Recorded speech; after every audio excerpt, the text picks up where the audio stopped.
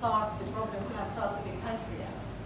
The pancreas, as you know, is divided into gland, جزء منها exocrine gland وجزء endocrine gland. إذا طلعنا على البنكرياس under the microscope في glands that secrete enzymes، هذا exocrine part. في exocrine part اللي هو المajority of the pancreas بيطلع لنا enzymes important for digestion. إذا نحكي عن الاندوكراين بارت هي هاي الأشياء الصغيرة اللي قاعدة تسبح في بحر الاكزوكراين بنسميها islets of Langerhans. The islets of Langerhans هي الاندوكراين بارت of the pancreas. لاحظوا كيف لونها فاتح وفيها several types of cells. إيش التايبس of cells اللي في الألفا، بيتا، دلتا؟ في other types بس أهم شيء الألفا والبيتا والدلتا. اللي اكتشفهم هذول بول لانجرهانز سماهم islets of Langerhans. يقال انه كان ميديكال ستودنت لما اكتشفهم. فانتم بتقدروا تسووا اشياء زي كذا. هذه الايلتس لاحظوا قديش لونها فاتح. والايلتس زي ما قلنا في الفا وبيتا ودلتا سيلز. ايش الالفا سيلز بتفرز؟ جلوكاجون. بيتا سيلز انسولين. والدلتا سوماتوستاتين. ايش الافكت اوف انسولين؟ نورمال افكت شو بيعمل الانسولين؟ increase glucose uptake when؟ adipose tissue, muscle, liver, glycogen synthesis. yes. على البروتين ايش بيعمل؟ increase protein synthesis. على lipids increase lipidogenesis as well. يعني بيعمل synthesis of lipids, proteins, carbohydrates. So it is an anabolic hormone. Insulin, anabolic hormone. الافكت على الجلوكوز انه بيزيد الابتيك of glucose in certain tissues فبالتالي it decreases blood glucose. So the effect of insulin to decrease blood glucose لانه مسك الجلوكوز طلعه من البلد to tissues. والشغله الثانيه انه it is anabolic للكربوهيدرات وللبروتينز وللليبيدز. عشان هيك diabetes is not just a disease of glucose. It's not just a disease of carbohydrates. هو disease of metabolism. كل الميتابوليزم in the body is affected. How to diagnose diabetes? كيف بنشخص انه مريض عنده diabetes؟ إذا كان في عنده السكر وصل 200 بس اكثر من اوكيجن، واذا الفاستنج شوجر كان فوق 130 كان في فحص الجلوكوز توليرانس باليوريا.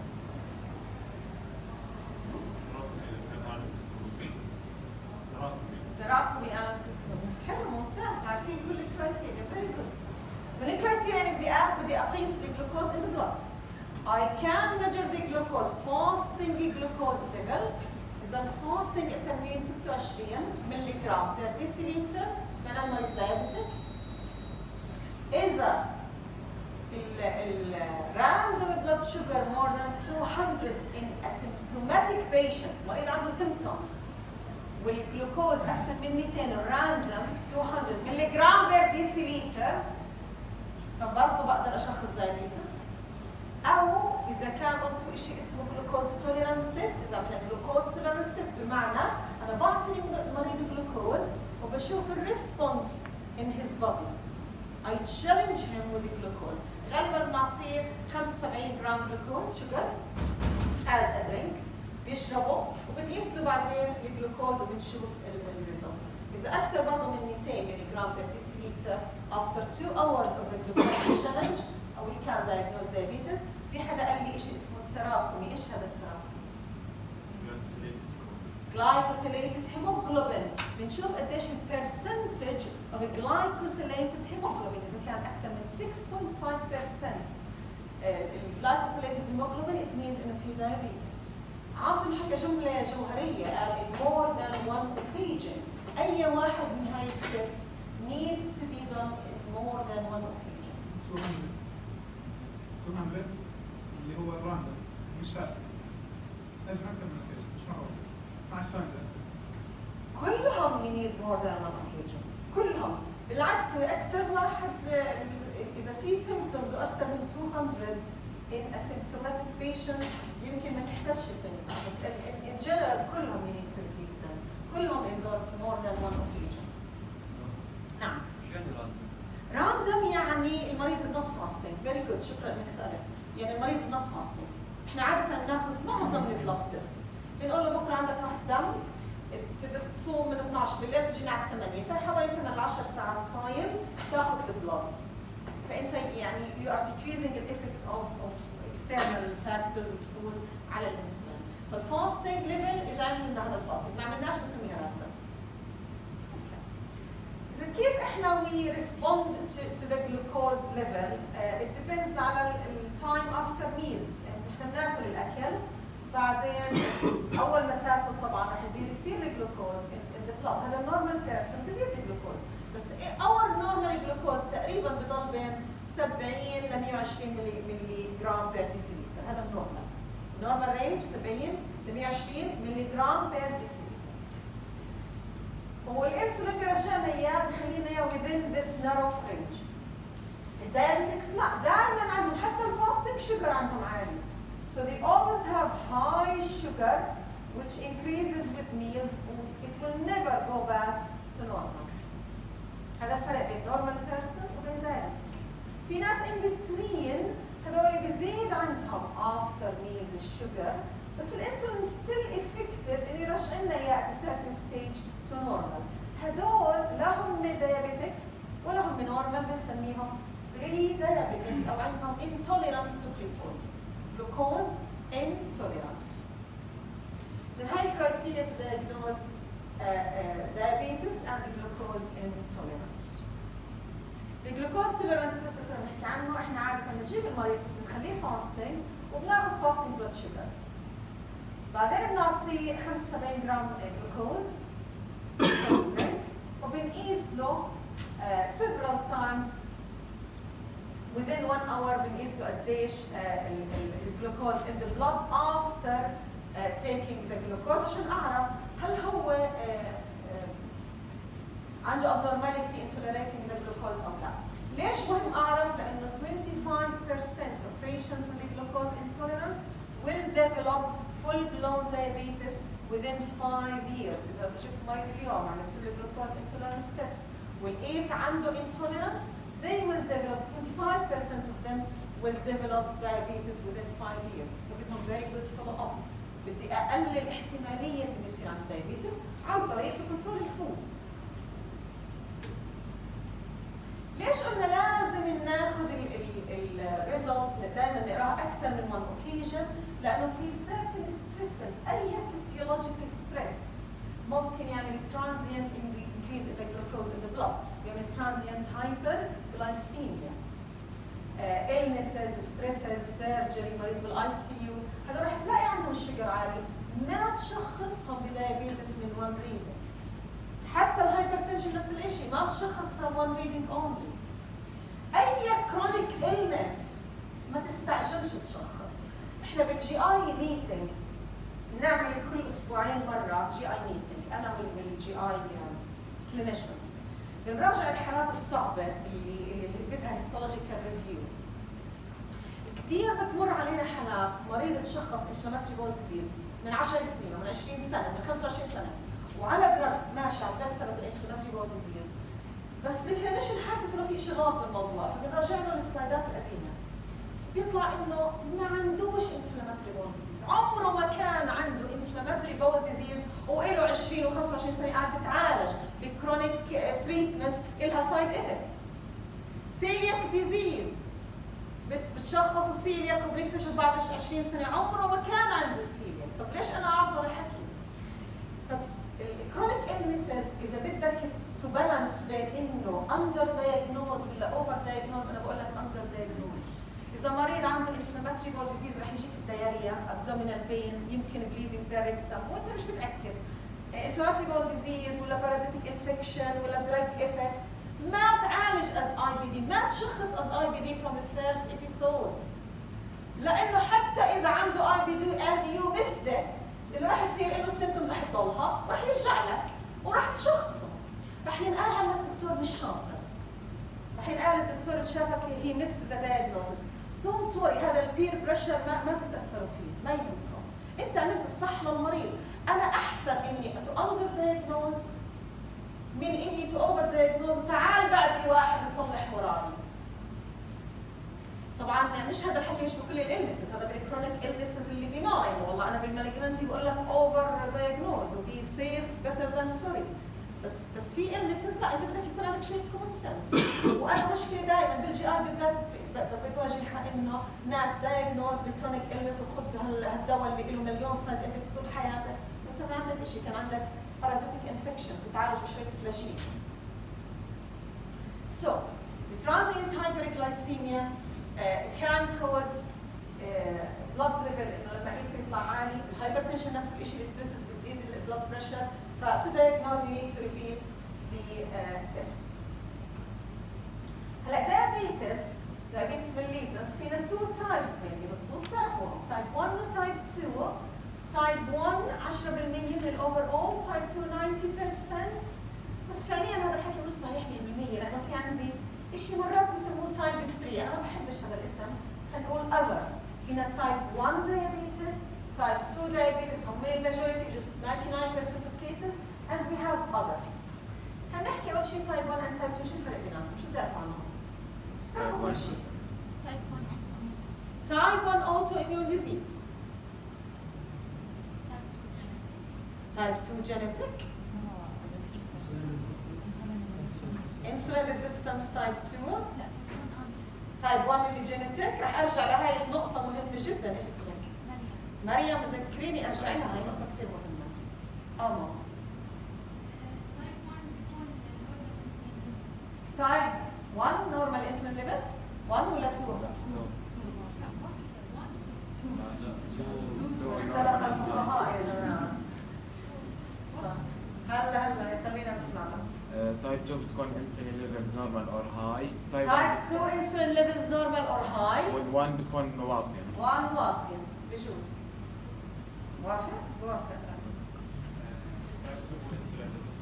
Type 1 Type 2 insulin resistance. Type 1 ما في secretion من أصله. حلو. في حدا عنده فروقات أخرى؟ أول فرق إنه Type 1 أقل من Type 2. تفضل.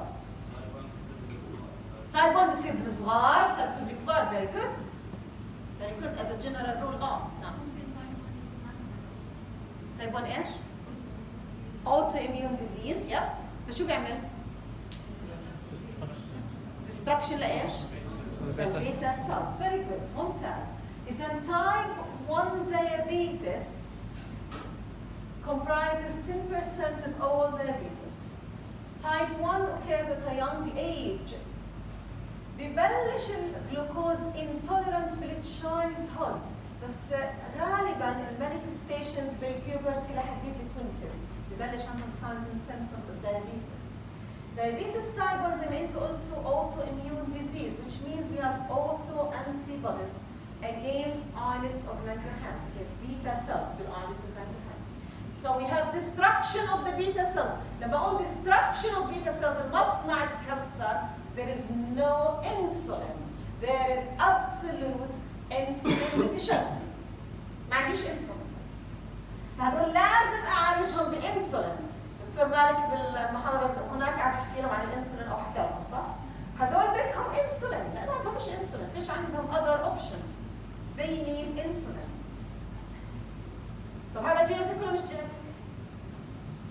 في له جينيتيك predisposition؟ Autoimmune diseases فيها genetic predisposition. The concordance rate among monozygotic twins in type 1 diabetes 50%. منيح؟ طيب type 2 قلت لي كلمة resistance. يعني الايلتس شغالين كويس، normal of islet cells normal. الانسولين production normal. However, the target organs are resisting insulin. محاضرة رقم 1 متذكرين قلنا في 3 types of endocrine diseases. Type 1 mass effect, type 2 hormonal abnormalities under or over, and type 3 resistance. The gland normal, the production normal, but the target tissues are abnormal. مش قاعدين بيسمعوا اللي بتجيهم مش قادرين يطبقوا بالاوامر، مش راضيين يدخلوا الجلوكوز لجوا للسيلز. So in type 2 there is peripheral resistance to insulin. طيب هذا type 2 بما انه peripheral resistance بيجي بعمر اكبر، is it في له genetic predisposition؟ في له؟ مين بيقول يس؟ واثقين من نفسيهم، مين بيقول نو؟ ولا حدا جاوب يس. هون قلنا الكونكوردنس ريت قديش بالمونوزايجوتيك 50 concordance rate in monozygotic twins بتايب 2 قديش؟ 90% even أكثر من type 1. فالاثنين they have genetic predisposition حتى it is more بتايب 2. طب ايش الموست بس مش كل واحد عنده genetic predisposition يصير عنده type 2 diabetes. في environmental factor. ايش أهم؟ Obesity is the most important environmental factor. رح نحكي بعد شوي عن pathogenesis أكثر، بس for now بدي إياك تتذكروا تفضل. سؤال بس فضولي ممكن يجتمعوا؟ سؤال فضولي ممكن يجتمعوا.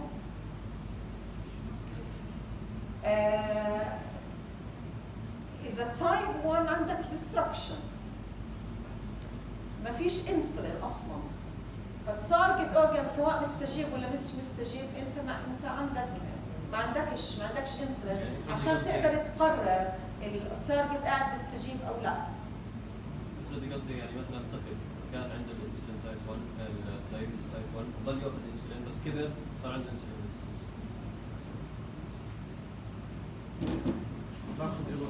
واحد مسكين. واحد عنده تايب 1 دايبيتس منيح، والتايب 1 دايبيتس قاعد باخذ انسولين اكسوجينوس انسولين، هل راح يصير عنده ريزيستنس للاكسوجينوس انسولين؟ فيري جود كويستشن. هيك حلو. اذا عندي اكسوجينوس انسولين وصار عنده الريسك فاكتور الانفايرمنتال اللي بيعمل تايب 2 ممكن، ليش لا؟ ممكن. بس ستيل انت فور براكتيكال purposes هو تايب 1 he needs the insulin the exogenous insulin، مش عندك حل اخر. اذا احنا بنقول في تايب 1 وتايب 2 قلنا في others، ايش هاي الاذرز؟ حد عنده فكره؟ تفضل. مين رفعت ايدها؟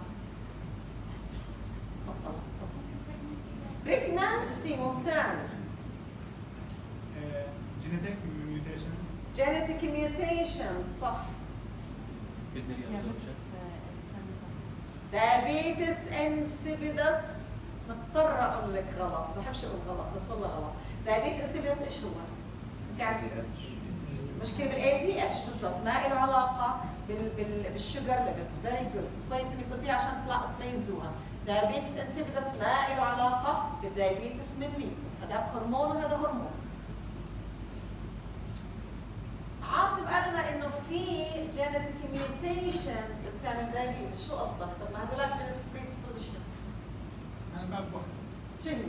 بيعرف واحدة طب منيح. جلوكوز 6 فوسفات ديهيدروجينيز، شو بيعمل سنسين؟ جلوكوز 6 فوسفات ديهيدروجينيز G6PD deficiency. لا مو deficiency، هو في له ايزوميثايل ايزوتايب موجود بالبي سيلز بيتا سيلز. يصير له ميوتيشن، هي هاي مودي ما شفت كم ست دايبيتس بس هذا ممتاز، هي بالضبط. اذا احنا بنحكي عن point mutations اكثر من هيك مش حدا بيعرف. point mutations، هاي point mutations related اما للانسولين secretion او للستيميوليترز اوف انسولين secretion او الانسولين نفسه البروتين تبعه في point mutation او الريسبتور تبع الانسولين في point mutation. اذا هون في specific mutation بتعمل diabetes، مش الجينيتيك بريدسبوزيشن اللي هو السنب وهاي الاشياء والجينيتيك تشينجز، لا هنحكي عن سبيسيفيك ميوتيشن بتعمل المودي اللي هو ايش هذا؟ ماتشوريتي اونست دايابيتس اوف ذا يونج، اسم غبي بصراحه ما بعرفش مين سماها، ماتشوريتي اونست دايابيتس اوف ذا يونج. وفي منهم تايبس حسب كل نوع ميوتيشن ايش رح يكون في عندي. اذا في ناس عندهم دايابيتس بسبب specific single point mutation، هاي الميوتيشن بالانسولين او الريجوليترز تاعونه او الريسبتورز بتؤدي ل diabetes. في زي ما قلت gestational diabetes. gestational diabetes مهم جدا لأن it affects the mother and it affects the baby. During pregnancy لما تطلعوا على المستشفى رح تشوفوا بيعملوا لهم كلهم ببلادنا كلهم بينعمل أي pregnant lady بيعملها glucose tolerance test. لأنه إذا هي already بلشت من بداية البريجنانسي عندها intolerance في احتمالية يصير في عندها gestational diabetes. So you need to take action. فإحنا السكرينينج تيست اللي بيطمنا أو بخوفنا هو الجلوكوز توليرانس تيست. أنا في بريطانيا بواحدة من البريجنانسيز تاعوني في بريطانيا عملوا لي جلوكوز توليرانس تيست عشان إنه أنا مدبيستي. بس إحنا عندنا بنعملها الكل في عندنا high risk of diabetes, high risk of glucose intolerance. دكتور كيف بصير الجستيشنال دايبيتس؟ هو أنت خلال البريجنانسي أصلاً you need insulin actor. خلال البريجنانسي ميتابوليك افكت كلها بتتغير. فاذا انت مبلش اصلا الليفلز مش كويسين الاحتماليه رح تزيد انه يصير في عندك دايابيتس، وممكن يكون يبلش اما دايابيتس او انه يكون بس gestational during the pregnancy وتنتهي القصه depending ايش البريدisposition تبعها، بيكون هو الانفايرمنتال اللي رح يبلش لنا المشكله او بس يكون during gestation.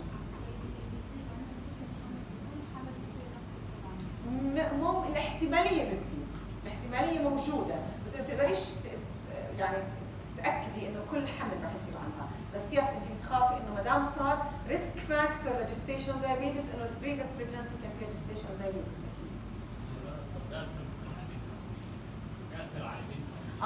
البيبيز اللي بيولدوا الجستيشنال يس بيأثر كثير، في عندهم كثير كومبليكيشنز، منها البيبي بيكون كبير حجمه، منها انه بيصير في عندهم مشكله باللنجز بالماتشوريتي تبع السيرفاكتنت، فبصير عندهم ريسبيراتوري ديستريس، في كثير كومبليكيشنز اوف دايابيتس على البيبي. يس ديفينتلي، لانه انت بتحكي عن هرمون مهم للميتابوليزم كله.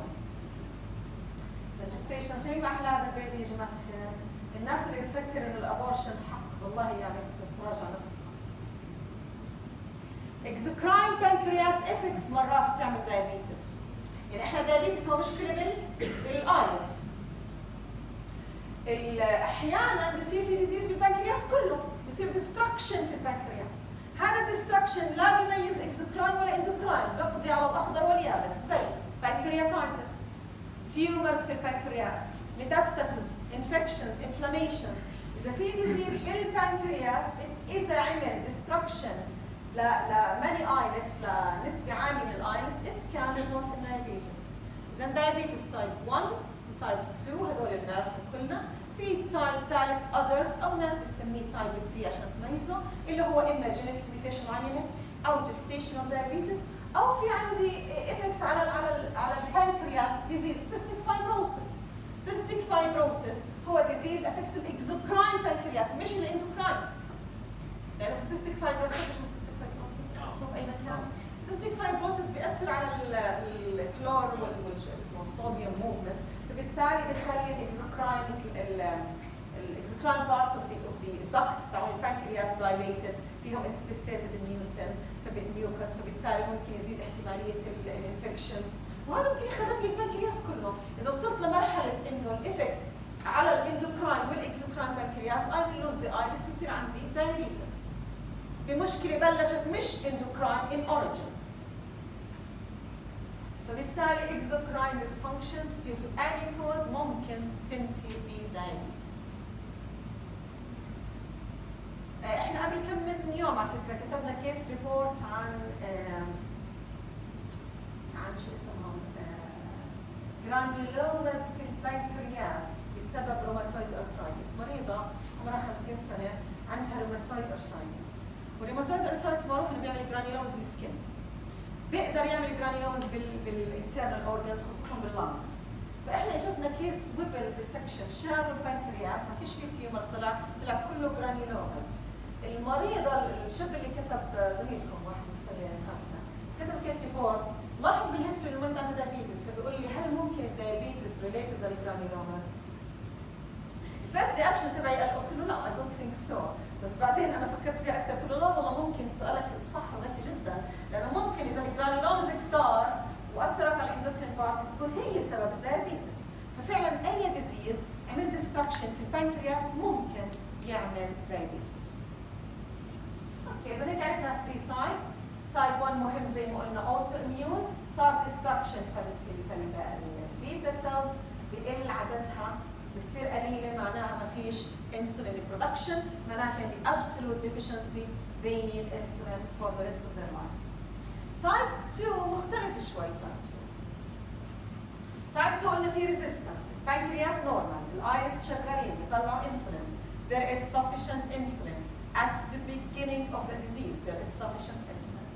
انسولين مشى، الجلوكوز مفروض الانسولين بيعطي اوامر للمصل للاديبوز تيشو للليفر دخل الجلوكوز، بس it is not responding، فبصير resistance. هذا بيؤدي لانه الجلوكوز ما دخلش للتيشو، it is increased in the blood فبصير diabetes. لاحظوا الايلتس شغالين صح مفروض، فبيحاولوا يعملوا compensation يطلعوا more insulin to overcome this، بس resistance cannot be overcome. pancreatic islets with time بصير في عندهم inadequacy and they cannot secrete enough insulin. So with time I will also have decrease in insulin levels. Type 2 ببلش بانسولين نورمال وممكن يكون عالي لانه انا الايلتس في البدايه بتحاول تعمل compensation، بتحاول تزيد الانتاجيه تبع مصنعها. So at the beginning الانسولين normal or slightly increased but with time رح يصير destruction. هلا بقول لكم كيف بالضبط الديستراكشن، بس خلينا هلا نحكي عن الريزيستنس اللي بالبريفرال تيشو. شو اللي بيخلي هاي المصل مسكرة دنياها ومش راضية تسمع للانسولين وفي عندها ريزيستنس؟ ريسبتورز. شو اللي اثر على الريسبتورز؟ هذا المريض بجوز عمره 50 سنة، طول عمره الريسبتورز شغالين وراضيين ومبسوطين وبيطيعوا الأوامر، فجأة عملوا ثورة، ليش؟ ممكن على الهاي ديماند او ريسبتورز ممكن. هاي ديماند او ريسبتورز ليش؟ obesity. الاميون سيستم تارجتس ريسبتورز بسبب الاكسس جلوكوز فاتي اسيد تصير السرطان. منيح مش اوتو انتي بوديز اصلا. لا مو انتي يعني انفلاميشن. انفلاميشن. desensitization للريسبتورز. هو المين ثينج احنا بنعرف كلياتنا انه اهم سبب للديابيتس هو الاوبيستي تايب 2. هي فعليا الاوبيستي تعمل افكت على التارجت اورجان وعلى الريسبتورز بحيث انه تخليها ما تستجيبش. كيف؟ الاوبيستي بتؤدي لانه زاد الفري فاتي اسيدز. الاوبيستي هي المين كوز. لما تروحوا ببطلوا كل هذا الحكي الفاضي، كله طبيخ امنياتكم. الملفوف عادي كله مش هيعملكم ايدات وشمس. الاوبيستي بتزيد الفري فاتي اسيدز. الفري فاتي اسيدز لما تزيد بتعمل دايركت توكسيسيتي على الريسبتورز. الفري فاتي اسيدز لما تزيد بشوفها ريسبتور انتوا عارفين على الماكروفاج اسمه الانفلاماسوم، متذكرين كيف الماكروفاج بتعمل stimulation للانفلاميشن؟ ماكروفاج في عليها several types of receptors اسمهم pattern recognition receptors، بيميزوا patterns of molecules مش specific molecule، اللي هي نوعين الانفلاماسوم وايش النوع الثاني؟ toll-like receptor. inflammasomes and toll-like receptors. التول-like receptors كانت ايش بتستجيب لايش او بتميز ايش؟ الانفلاماسومز كان recognize النيكروتيك سيلز، الكريستالز، البرودكتس اوف سيل انجري اللي منها زياده في الفاتي اسيدز. بينما التول-like receptors they recognize microbial infections and microbes. إذا الفري فاتي أسيد زادت، inflammasomes stimulated، الانفلاماسومز once stimulated رح يبلش inflammatory response، رح يطلع interleukins maybe interleukin 1، فرح يصير في عندي inflammation which affects the target organ وتعمل لي resistance، plus إنه في الليبيد cells في certain molecules بتطلع in response to fatty acids اسمها lipokines، والlipokines can increase the cytokines and mainly interleukin 1. في عندي inflammation inflammatory rather than immunologic.